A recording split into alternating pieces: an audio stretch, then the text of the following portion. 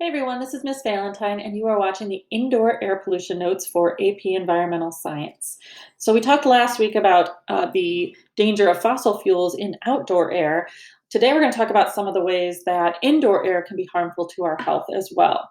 So, the people that are most at risk for indoor air pollution are smokers, infants and children under the age of 5, older sick people or pregnant people. So, all of those infants, children, older people, sick people, pregnant people, their immune system is compromised. And so they're more susceptible to indoor air pollution.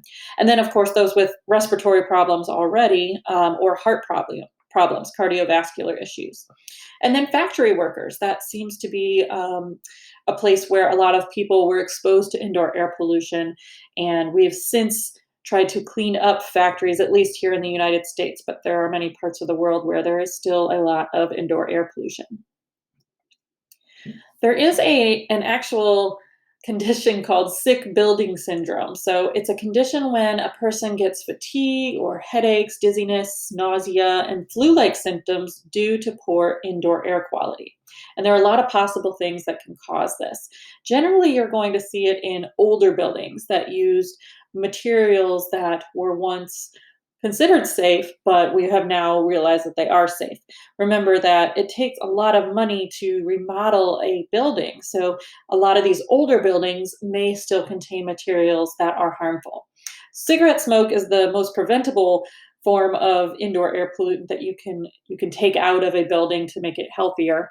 Formaldehyde is something that is used in furniture and flooring and different building materials.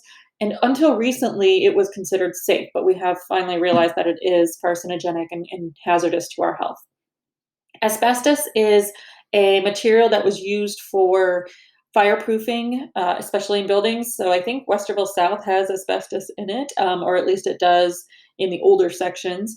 And so when they're doing construction related to the older part of the building, they have to be very careful to make sure that people are not breathing that in. So a lot of that activity happens during the summer when we're not around.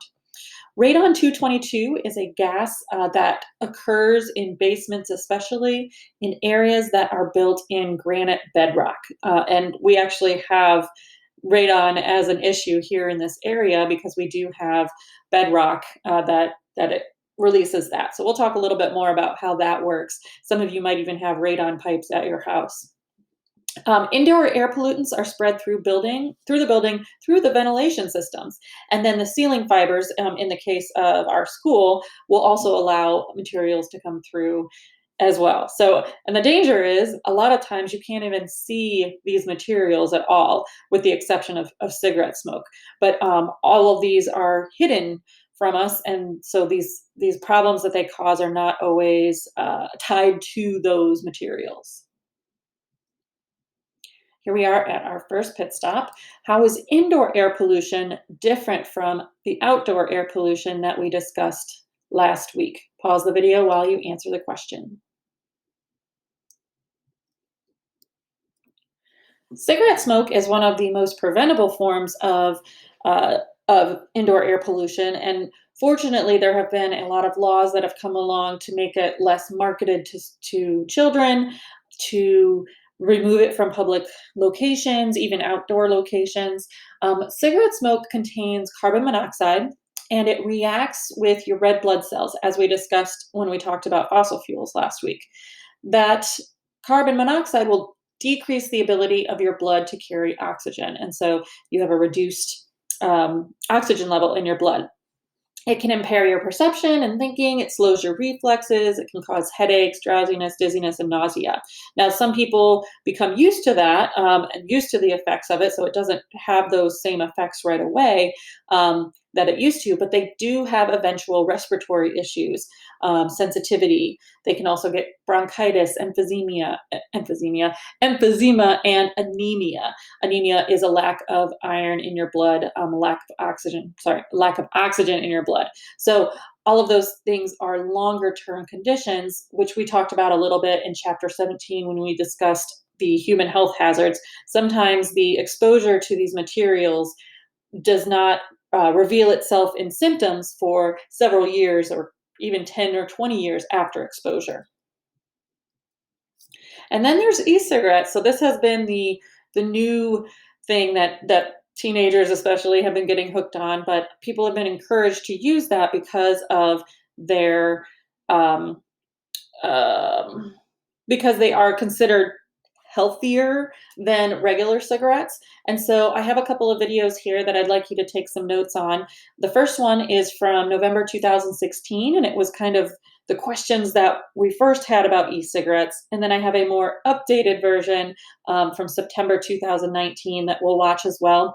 While you're watching the video, write down at least 5 notes, and then I want you to make a statement about whether or not you think e-cigarettes are a good alternative to regular cigarettes.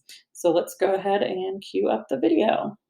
Electronic cigarettes, or e-cigs as the kids call them, seem to be everywhere these days, from Super Bowl ads to talk shows. They claim to help people quit smoking, or at least provide a safer alternative to cigarettes. See, your average cigarette is filled with tobacco, which is the leaves of a tobacco plant prepared with some chemicals. When you burn tobacco, you're inhaling thousands of compounds, including some that are toxic or addictive, like nicotine. E-cigs, on the other hand, are battery-powered and turn a chemical mixture, or e-liquid, into a vapor that you inhale. But are they really better for you than cigarettes? Turns out there's not much conclusive research about e-cigs, so we still don't really know how they could affect human health. When you turn on an e-cigarette, a small metal coil warms up and heats the e-liquid, turning it into a vapor that you inhale through a mouthpiece. The original e-cigs were developed around 2002 or 2003 and mimicked the size and shape of cigarettes. But now there are vaporizers, vape pens, or vape mods, which are larger devices with different features, such as adjustable power levels for more or less vapor, and adjustable flavor intensity with each puff. E-liquids usually have 3 main ingredients. There's propylene glycol, a chemical used in food and cosmetics to keep them moist,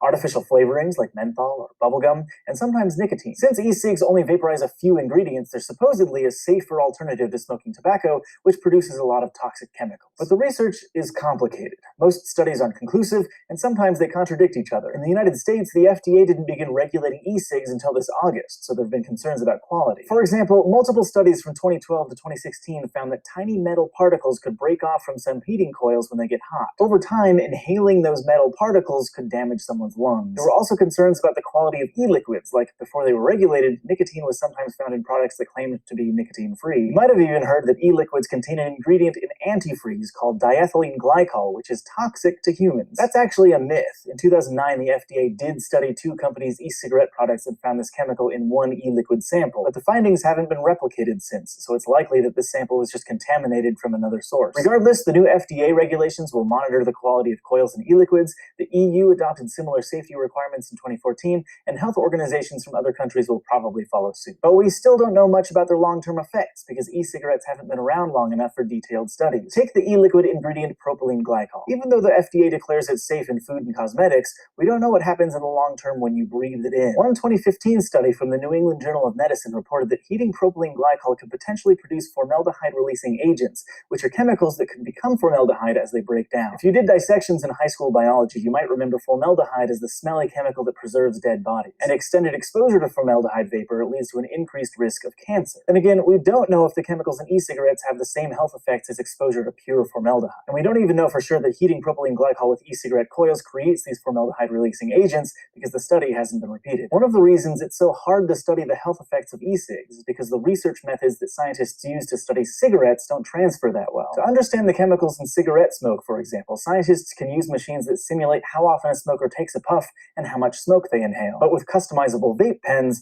different studies have been using different vaporizers, power settings, and e-liquids, so it's hard to compare results, and no one knows exactly how much vapor the average user breathes in. Also, scientists have learned how the chemicals in tobacco smoke interact with our bodies. These chemicals react with compounds in certain cells, causing lung damage, and leave behind byproducts that turn up in hair or urine. Unfortunately, right now, no one knows what cellular components the e-liquid ingredients might be reacting with, and what byproducts they might be creating. Like I said, it's complicated. Now, the health risk of e-cigarettes might be inconclusive, but can they at least help smokers quit? There are plenty of anecdotal success stories, which is awesome, except there's not really conclusive scientific evidence to prove e-cigarettes help. Lots of different studies say different things. One study published in the journal Addiction tracked nearly 6,000 British cigarette smokers between 2009 and 2014. They found that more people who used e-cigs quit smoking altogether than those who used over-the-counter aids like patches or gum, or no aids at all. But a similar study in 2013 from the Journal of Nicotine and Tobacco Research research saw the opposite in nearly 3,000 Americans who called smoking quitline services. They surveyed these people 7 months later and reported that e-cigarette users were less likely to quit smoking. It's possible that e-cigs could be helpful because people think they are, which is something we call the placebo effect. Ultimately, though, there's just a lot we don't know about the science of e-cigarettes. As scientists do more rigorous, repeatable, large-scale research,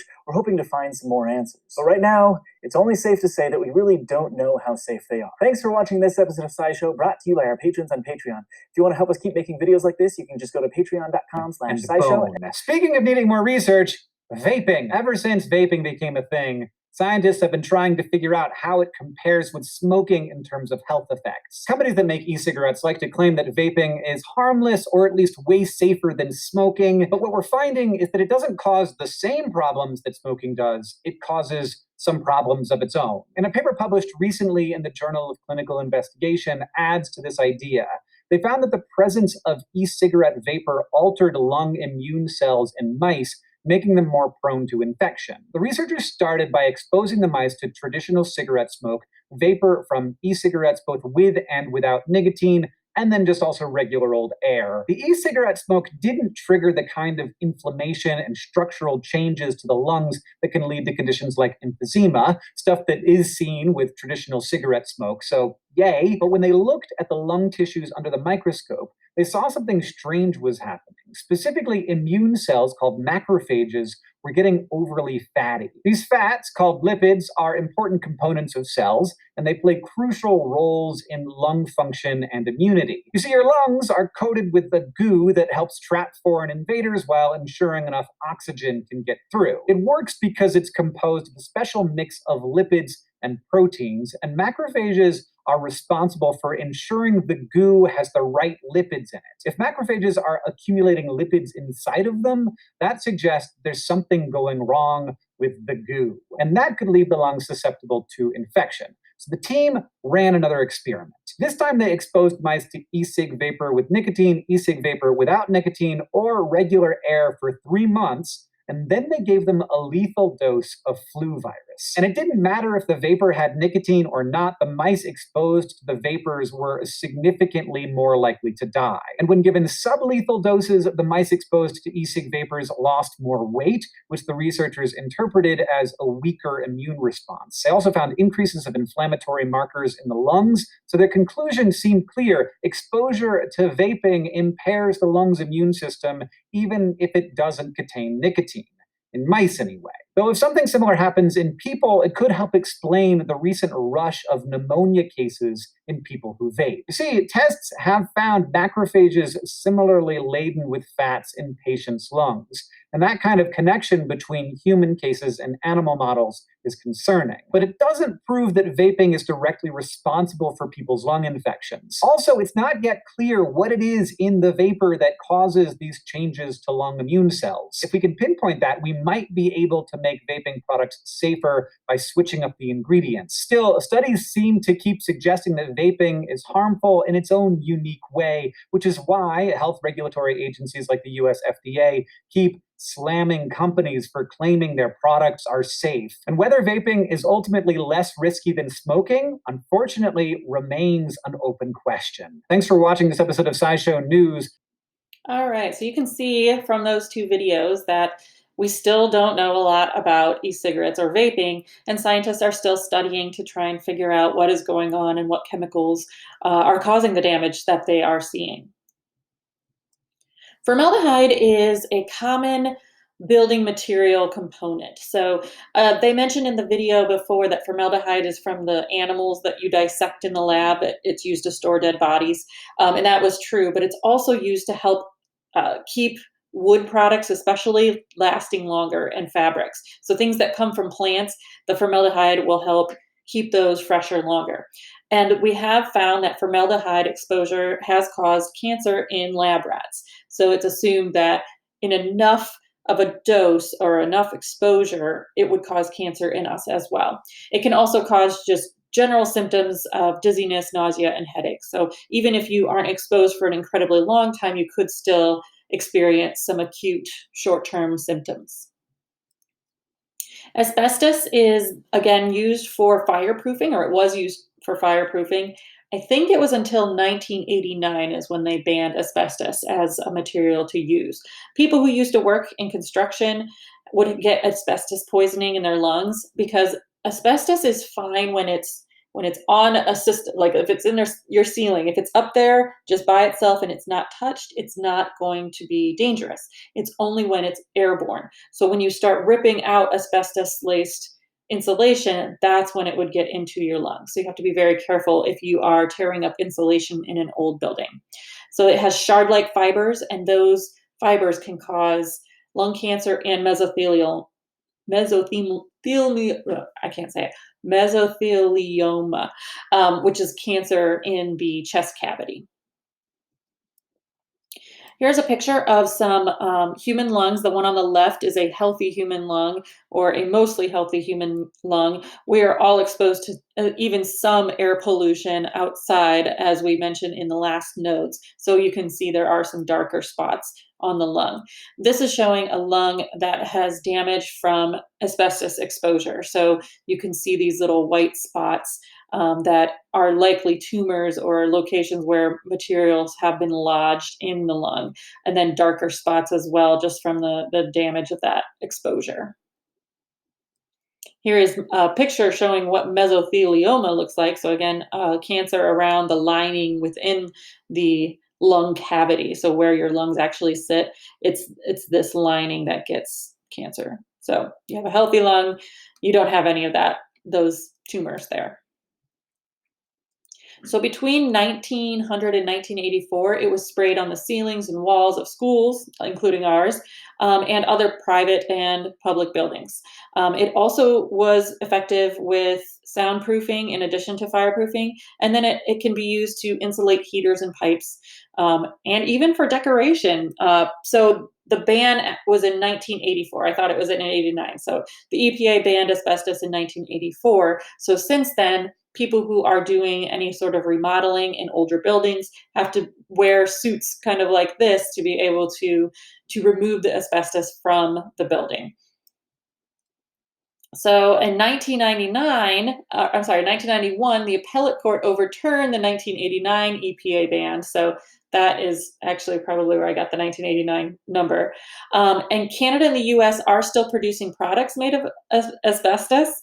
It's a big business. And we talked about some of the reasons why materials may not be banned by the government with politics and things like that. But it's important for those who are doing construction to seal asbestos rather than remove it now so that it's not getting out into the air. So instead of tearing out old insulation, you can actually coat it on the outside so that that asbestos is staying locked away. So it is still a problem in the US, even though it was banned at some point.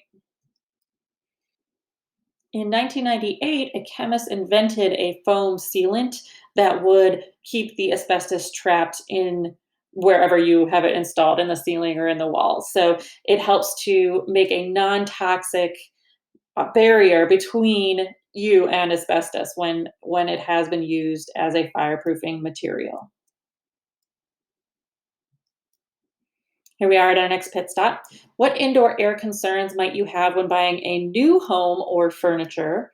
And then what indoor air concerns might you have when buying an older home? Pause the video while you answer the question. Radon 222 gas is an odorless, tasteless, colorless gas, and it comes from the radioactive decay of uranium 238. And it's present in granite and shale bedrock. So again, I mentioned that we do have this in Westerville, and you do see a lot of people that have radon pipes coming up from their basement. Probably some of you have a radon pipe coming out of your basement. But it is undetectable without special equipment. When you go to buy a home, or at least when I went to buy a home a few years ago, 4 years ago, we had to have a radon test just to see if there was a radon problem in our basement. And there is actually a low level of radon. It's kind of like hovering around the EPA recommended level. So we're likely going to get radon mitigation at some point here soon. So it's harmless if it seeps upward through the soil and gets into the air. So it spreads out in the atmosphere. It's not really a problem most of the time. But when it seeps into basements through the cracks in the foundation, or even into gets into the groundwater, or from the groundwater, that can cause it to accumulate. So it builds up. So you have a higher concentration of that radon gas in the basement.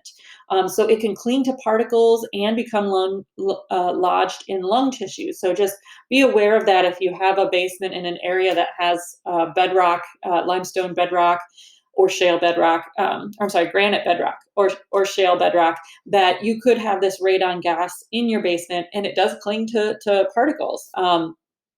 So the idea is you don't want to live in your basement. You can go into it to do laundry or whatnot, but you don't want to either put your animals in the basement or you yourself sleep in the basement when you live in an area that has a granite bedrock. Unless you get, of course, the radon mitigation, which is generally a pipe that comes out of the house. I think I may have a picture of it as well in a couple of slides. If it's inhaled, your lung tissue becomes exposed to ionizing radiation from the alpha particles that are radiating, and that can produce lung cancer. So a home test kit for a radon in your basement can be as cheap as $20 or as high as $100. And like I said, they generally do home testing right before you buy a house to see what the radon levels are in a basement. In New Jersey, it was a high area for radon 222 because it was made of granite and shale. And Long Island, there's no bedrock, so there's no radon 222. And those are right next to each other, New Jersey and Long Island. So it can all depend on the geography of the area. And like I said, in Westerville, we do have bedrock made of granite. So we have a radon problem mostly in this area. Here is a picture of a radon testing kit, one you could order on Amazon. You can also get really sensitive, like larger kits from a commercial person that does radon testing. And then this picture is showing what the piping looks like in a radon mitigation home, so a home that gets radon mitigation. If you walk around the neighborhood in Westerville, you might see some of these popping out of houses, or you might even have one yourself. So here we are at the next pit stop. When is radon gas harmless and when is it harmful? Pause the video while you answer the question.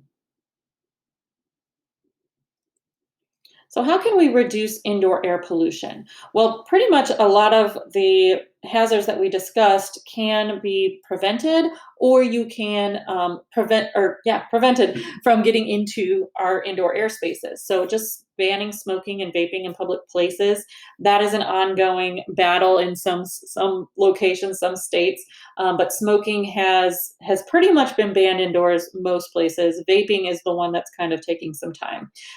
You can cover ceiling tiles that have asbestos in them, and then certain AC ducts that circulate bad air.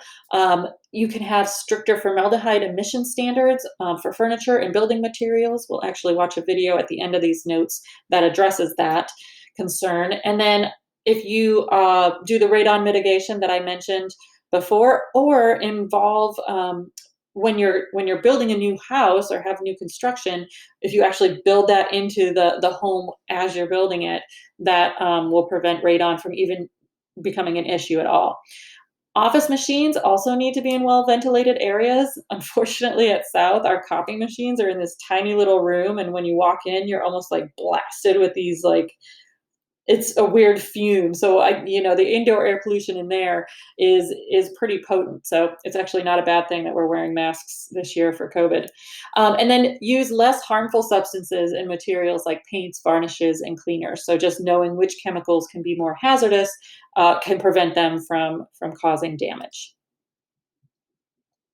So prevention is best, pollution prevention in both outdoor and indoor air conditions. You can increase emission standards for indoor equipment or things that are used inside that have any sort of fumes given off. And then having campaign finance reform is an important thing because a lot of times laws are not created or approved because politicians are paid by the polluters to keep those kind of laws out of the system. And then this is some pictures of these old candy cigarettes. So these are an older way of advertising to young people to entice them towards cigarettes. But there have been arguments about vaping lately, providing these candy-like flavors, and that is appealing to children as well. So there's a big push to get rid of the flavors, so that young people are not becoming addicted to vaping the way that young people were becoming addicted to cigarettes back in the 90s is the last time it was a really big problem. All right, so we're going to watch this 60 Minutes report. It's from March 2015. So as far as I know, they have addressed the issue. So it's going to make them look kind of bad, lumber liquidators. I do believe that they've addressed the issue, and it's no longer a problem. But it just shows that these types of things can happen if companies are not careful about the standards and testing for their building materials.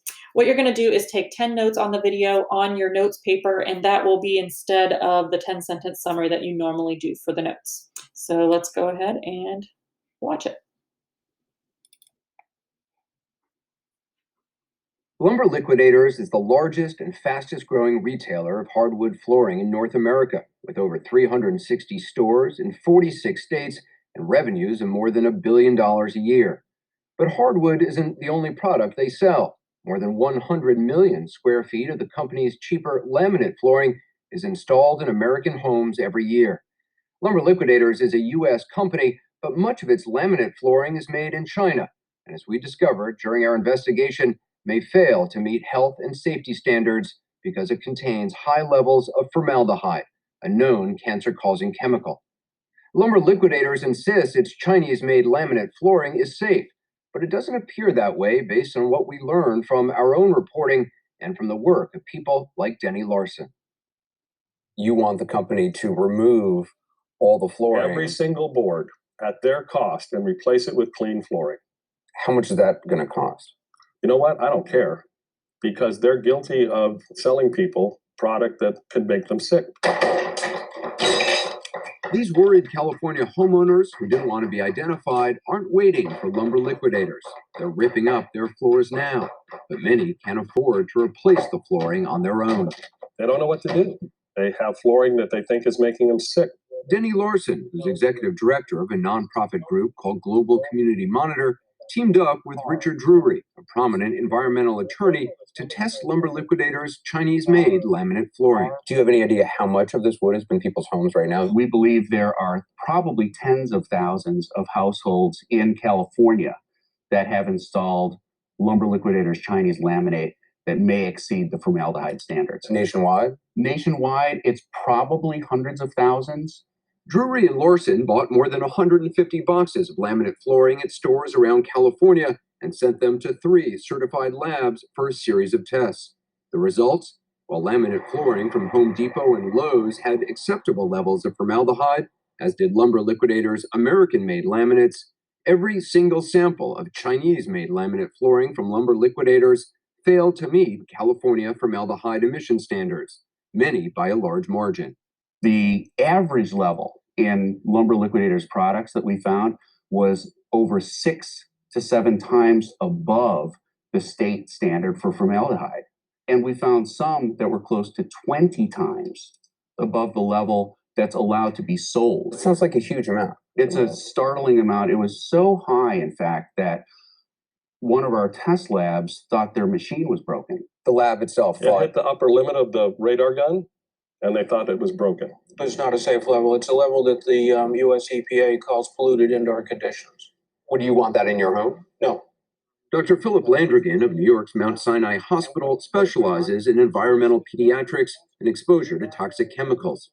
He's talking about the results of another kind of test Drury and Larson conducted, measuring the concentration of formaldehyde emissions coming off the laminates into the air of a typical home.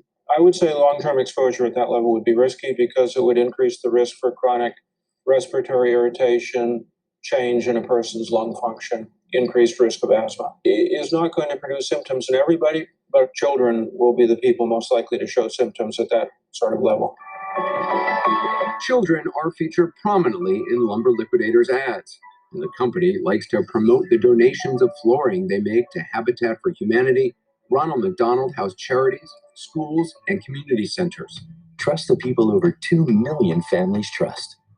The flooring experts at Lumber Liquidators. And on their website, Lumber Liquidators promises that all of their flooring meets or exceeds rigorous emission standards. And they say, we not only comply with laws, we exceed them. Is that true? That is not a true statement. Is it legal to sell these boxes of wood in California? No, it is not. It is illegal to sell these boxes of wood in California. We hope that they will not sell these products anywhere in the nation because they are above the health-based standards that the state has set. Drury and Larson, who are backed by short sellers, a group of Wall Street investors who are betting the company is overvalued, have sued Lumber Liquidators, accusing them of violating California's toxic warning statute. Drury has also launched a class action lawsuit against the company.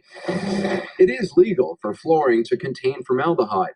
The chemical is present in some of the cheap glues used in factories like this one in China. This footage was recorded by investigators hired by 60 Minutes. Formaldehyde is in the glues used to bind wood particles together to make the core boards in laminate flooring. The laminated top, which covers the core board, keeps most of the formaldehyde emissions trapped inside, but formaldehyde does leak into the air. How much is inhaled by homeowners depends on how much formaldehyde is in the glue and how much ventilation is in the home. You're in a chamber, so you're living with it. You're sleeping in there, and you're constantly exposed. That's the threat, the constant exposure to a potent carcinogen over a long period of time. Because formaldehyde can cause myeloid leukemia and nasopharyngeal cancer at high levels and respiratory issues, as well as eye, nose, and throat irritation at even low levels, California has strict standards for how much of the chemical the core boards in laminate flooring can emit. Every box of laminate flooring Lumber Liquidator sells carries this label, stating it's CARB Phase 2 compliant. CARB is an acronym for the California Air Resources Board, which sets strict standards for formaldehyde emissions in wood flooring. Congress adopted California's limits when it passed the Formaldehyde Standards Act in 2010. That law is scheduled to take effect nationwide this year. Drury and Larson only had wood tested that was being sold in California. But we wondered if the Chinese-made laminate flooring that Lumber Liquidators is selling nationwide also has high levels of formaldehyde. So we went to stores in Virginia, Florida, Texas, Illinois, and New York and bought 31 boxes of it. We sent the samples for testing at 2 certified labs. It turns out, of the 31 samples of Chinese-made laminate flooring, only 1 was compliant with formaldehyde emission standards. Some were more than 13 times over the California limit. Both labs told us they'd never seen formaldehyde levels that high. But when we took those test results to Lumber Liquidators founder and chairman Tom Sullivan, he refused to accept the methodology as valid and points out the company is not required by law to test their finished products like we did. It's not a real world test of the laminate. It's not the way it's used. You say you don't believe in this test, but what you believe doesn't really matter. It's what California Resources Board believes, and they believe in this test. Yeah, we will do whatever the regulations are. I just don't understand how a group can do a test on your Chinese-made laminates, and every single one of those failed to meet the emission standard. People have different reasons for this test. This is a group of lawyers who are suing us, selling short on our stock. But it's the short sellers are not conducting the test. It's these certified certified labs. with short sellers. One of the first people to raise questions about Lumber Liquidators back in 2013 was Whitney Tilson, a Wall Street hedge fund manager. He has shorted the company's stock, but is not involved in any lawsuits against it. In 16 years of professional money management, I've seen hundreds of companies do all sorts of bad things to get their stock prices up. But this has got to be the worst. Whitney Tilson studies the workings of companies he's interested in investing in, and he noticed the profit margins at Lumber Liquidators seemed unusually high compared to its competitors. When you see a commodity business, suddenly double its profit margins, that raises red flags. Because it's hard to have your profit margin double in 2 years. Exactly. It's almost unprecedented for a company. Based on those profits, Lumber Liquidators' stock price had gone from $13 a share in 2011 to $119 in 2013. Tilson suspected the company might be breaking the law. He learned they were under federal investigation for allegedly buying timber illegally logged in Russia. U.S. agents had raided Lumber Liquidators' headquarters in September 2013. The company denies buying illegally logged wood, but announced just this week the Department of Justice may file criminal charges against them. 6 months after he bet millions the stock would go down, Whitney Tilson got tipped off by someone familiar with Lumber Liquidators' operations in China, who said he was missing the bigger story. The much bigger story, he said, is that Lumber Liquidators was almost certainly purchasing formaldehyde-tainted laminated flooring in China. Why would Lumber Liquidators purchase wood that's tainted with formaldehyde? The answer is greed, plain and simple. It's cheaper, and net, it reduces the costs by about 10%. Which in a business with these kind of profit margins, 10% means a lot of money. It's enormous. Our goal is to sell a good product at a good price. And we don't get the price by skimping on anything. We get the price by low overhead, huge volume, and being very efficient in what we do. We're never going to sell something unsafe. Do you trust your mills in China? We do. We have inspectors to double check them. I mean, the mills are licensed by California. The Chinese mills we deal with in the laminates are licensed by California. And when you say it's licensed by California, what that really means is California says this mill is capable of making CARB2 compliant product. California is not saying every product coming out of this mill is CARB2 compliant. But our specs are to make it to California standards. But for months, we've been hearing from former Lumber Liquidators employees, suppliers, and industry competitors that their Chinese-made laminates are not being made to California standards. So we sent our investigators undercover to the city of Changzhou, the laminate flooring capital of the world. Posing as buyers and using hidden cameras, the investigators visited 3 different mills that manufacture laminates for Lumber Liquidators. Employees at the mills openly admitted that they used core boards with higher levels of formaldehyde to make Lumber Liquidators laminates, saving the company 10 to 15% on the price.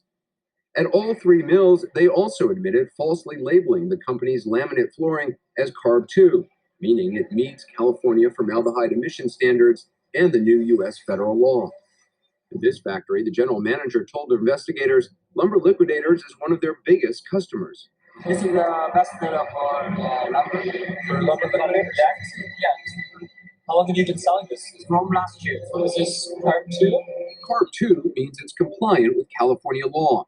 But listen to what the general manager told us. No. So is it? I should be honest with you. CARB2. Okay, can I get this CARB2? Yes, you can. Just the price issue. We can make CARB2, but it's expensive. And that's the same thing the undercover team was told at all 3 mills they visited. All this stuff here, Lumber Liquidators, all the labeling is CARB2, right? Yeah. But it's not CARB2? No CARB2. Remember, Lumber Liquidators founder and chairman Tom Sullivan says he trusts the Chinese mills his company uses. Employees at all 3 mills told us the laminates they make for you are not CARB2 compliant. I want you to look at this. We shared some of our hidden camera footage with him. Is this CARB2? No. So is it? I should be honest with you. CARB2. I don't know the whole situation here. I will guarantee we'll be in that mill tomorrow and test it. And that is not anything we can condone in any way to save a cent. So this concerns you? Yeah, of course. Is this acceptable to you? If it's true, no. All 3 mills told us they falsely label your products as CARB2 compliant. That's cheating. That would be if that's true. Nobody's ever reported this to you? Again, we will investigate it. If there is anything going on, we will stop it immediately. I don't know if it's true or not. I don't know what the whole story is, but we will investigate immediately. It certainly calls into question not just these mills, but it calls into questions your oversight of these mills. It could, yes.